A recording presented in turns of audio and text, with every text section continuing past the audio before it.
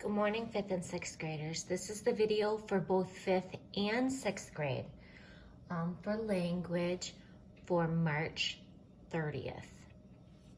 This is the video about note cards. So I want you to refer back to this video if you get confused about your note cards. Couple of things. I understand in our current situation, we may not have everything we need.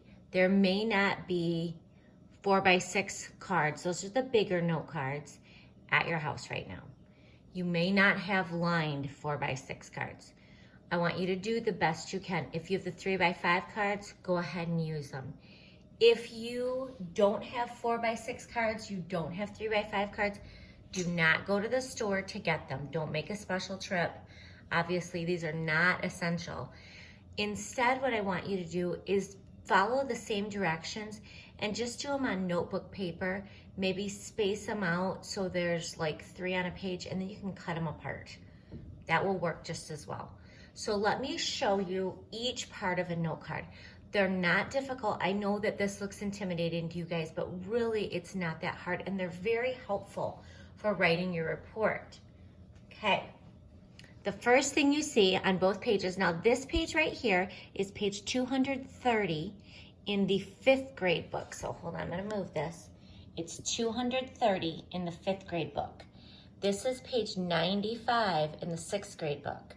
So that's the page I want you to refer to, 95 6th, 230 5th, okay?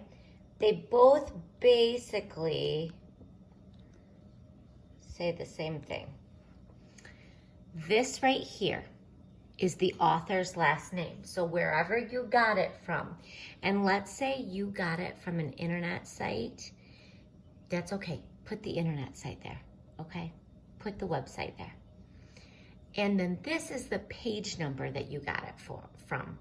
And that, how this helps you is that later, if you need more information about the same thing, you're like, oh, it's that book by Bob Allen on page 37. Now I know where to look. So you need to have that, the author's name or the website and the page number. So maybe it's just one article and it was only one page. Just put the name of the article. That's fine.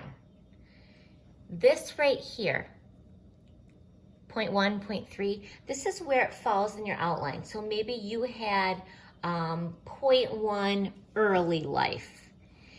And then you pick to put it under, so this is for these 5th graders. You might have point 1, which is early life, but this is about whether or not Irina Sendler got married. So you're gonna put marriage and children right there. It's just to help you. These are not really for me so much as they are for you. So you're gonna put point 1, marriage and children, which I understand that marriage and children should be G, but it's just which subpoint under point 1 are you writing about. And then here you're gonna write yourself a note and you're gonna put it in your own words. And this is super important because it's gonna keep you from plagiarizing. So Irina Sendler got married in 1942 to Bob Smith. That's it. Just one note about what happened. So this one, this is about Billy Sunday. Billy set a record for running the bases in about 14 seconds.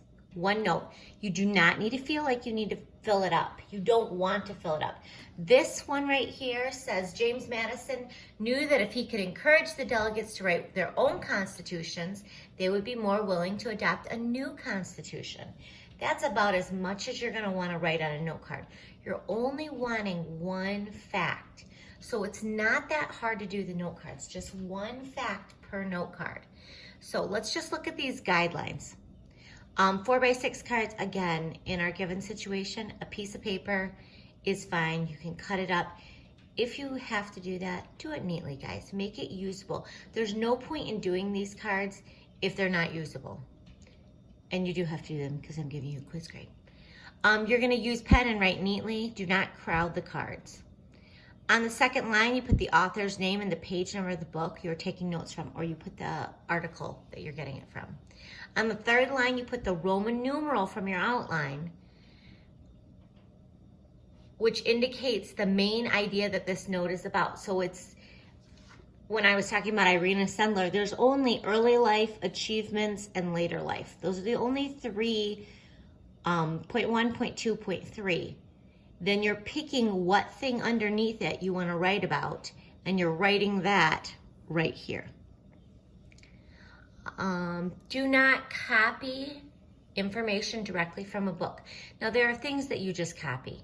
You don't change the date that they were born or they died because you don't want to plagiarize. But I don't want you copying direct words from the book. Put them in your own words. You can use incomplete sentences and abbreviations in your note, but don't use those incomplete sentences in your report. Okay, so married Bob Smith, October 2nd, 1942. I think I just changed her wedding date, but I don't even know if Irena Sendler's married. But it doesn't have to be a complete sentence. Make sure all your notes are accurate the first time.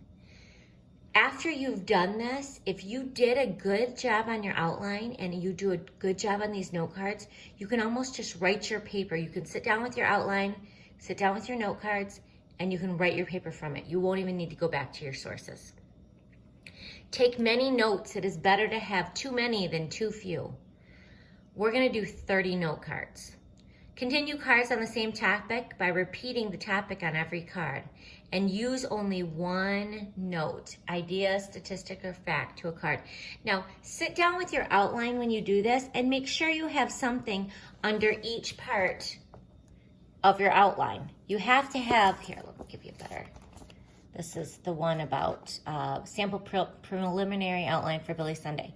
You need to make sure you have stuff about his birth, stuff about his family, stuff about education, about childhood experiences, because if you sit down to write it and all you have is stuff about special interests and hobbies and stuff about his later life, you're not going to have the information you need to fill in the rest of these parts.